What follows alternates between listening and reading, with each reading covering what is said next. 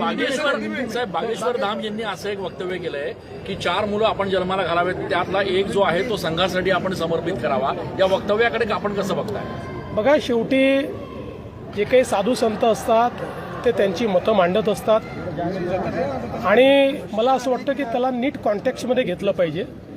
मुळात त्यांचा म्हणण्याचा उद्देश असा होता की संघ एक अशी संघटना आहे की जिने हिंदू संस्कृतीला, सनातन संस्कृतीला त्या ठिकाणी जिवंत ठेवलं आहे, नवचैतन्य दिलं आहे. त्यामुळे आपल्या घरचा एक मुलगा हा त्या संघामध्ये असावा. त्यांनी आणखी एक अशा प्रकारचं विधान केलेलं आहे बागेश्वर धाम यांनी की शिवाजी महाराजांनी रामदास स्वामींची भेट घेतली, ती पगडी काढून ठेवली, अशा प्रकारचं विधान केलं. त्यामुळे टीका होती. इतिहासामध्ये अशा प्रकारचा कुठलाच दाखला आपल्याला पाहायला मिळत नाही. मुळात आपल्याला माहिती आहे की जे काही महापुरुष असतात त्या महापुरुषांबद्दल अनेक लोककथा तयार होतात. वेगवेगळ्या राज्यांमध्ये वेगवेगळ्या प्रकारच्या लोककथा असतात. आपल्याला माहिती आहे रामायण आणि महाभारताच्या संदर्भातही अनेक लोककथा आहेत.